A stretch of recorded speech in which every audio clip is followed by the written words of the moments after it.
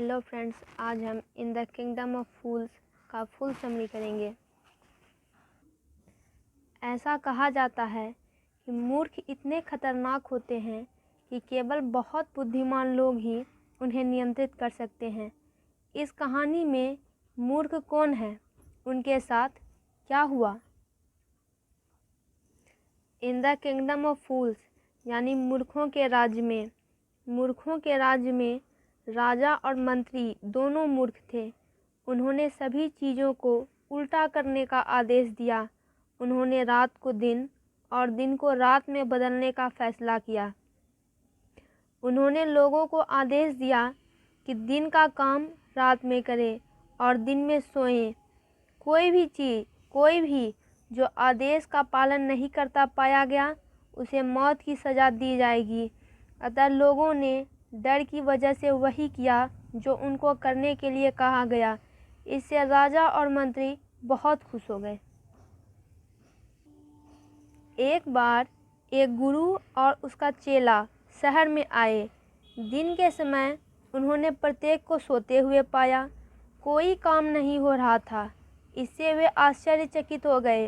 वे शाम तक घूमते रहे, तब लोग जागे। उन्होंने अपने रात के कार्य करने शुरू कर दिए।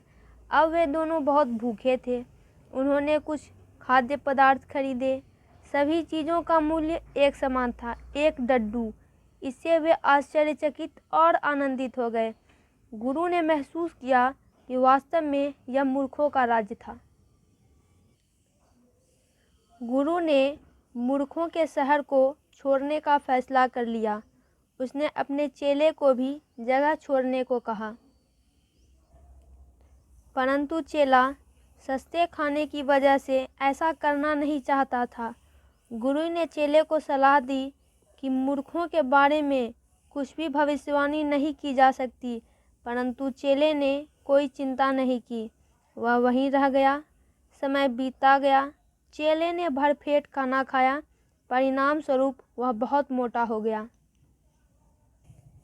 एक दिन एक चोर ने एक अमीर व्यापारी के घर में सेंध लगाई। वह चुराई हुई वस्तुओं को बाहर ले जा रहा था। तभी पुराने घर की दीवार उसके सिर पर गिर गई।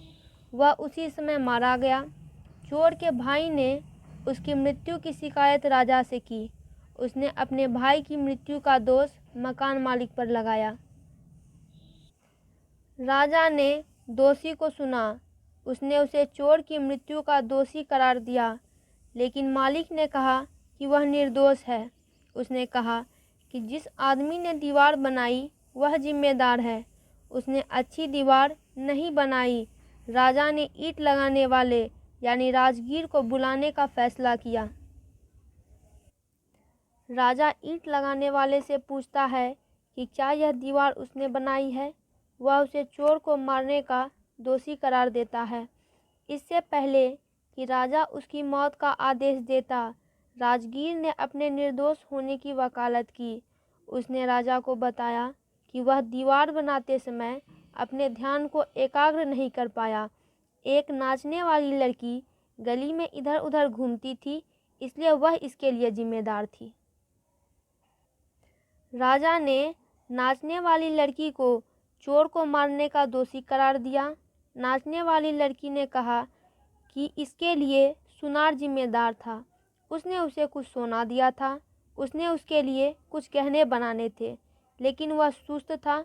उसने गहने जल्दी नहीं बनाए, इसलिए उसे गली में आना जाना पड़ा। इसलिए यह सुनार का कसूर था। राजा ने अब सुनार को बुलाने का आदेश दिया। सुनार ने उत्तर दिया कि अमीर आदमी के घर में शादी थी, उसे उसके लिए गहने बनाने थे, इसलिए वह नाचने वाली लड़की का गहने बनाने का काम समय पर समाप्त नहीं कर सका। राजा ने अमीर आदमी को हत्यारा घोषित कर दिया। वह उस घर का मालिक भी था, परंतु उसने कहा कि गहनों का आदेश उसके पिता ने दिया था। राजा ने अपने मंत्री से सलाह ली। उसने फैसला किया कि मालिक को उसके पिता के स्थान पर सजा दी जाए। राजा ने मालिक के मरने के लिए एक नया फंदा तैयार करने को कहा, लेकिन मालिक बहुत पतला था। उसे फांसी नहीं दी जा सकी। राजा इसके बारे में चिंतित हो उठा। तब उसने फांसी के योग्य आदमी को ढूंढने के आदेश दिए। उसको फांसी दे देनी चाहिए। चेला फंदे के योग्य पाया गया। उसे फांसी के स्थान पर लाया गया। चेले ने अब अपने बुद्धिमान गुरु के शब्द याद किए। उसने अपने गुरु से प्रार्थना की। गुरु के पास भूत और भविष्य को देखने की जादुई शक्तियाँ थीं। उसने सभी कुछ देख लिया।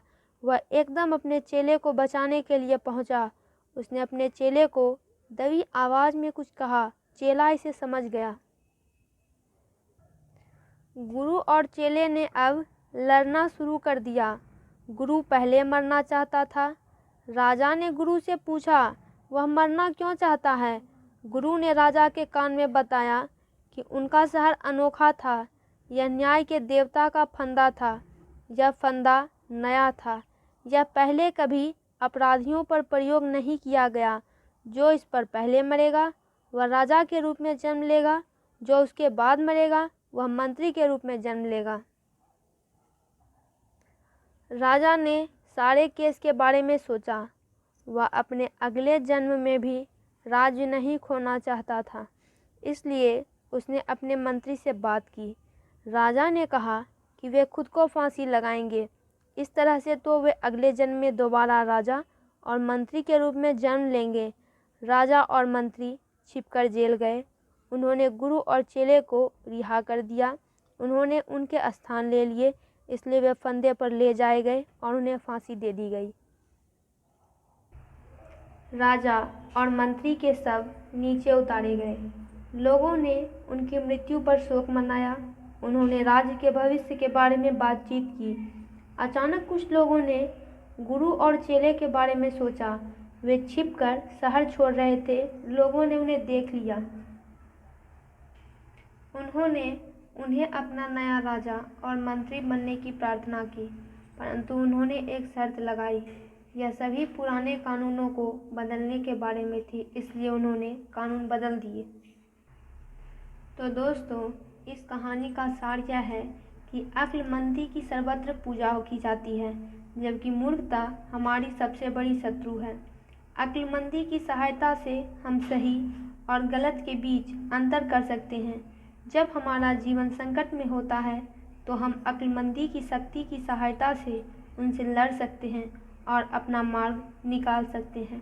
यह हमारे साथ बनी रहती है और हमारी मृत्यु के बाद भी यह कायम रहती है।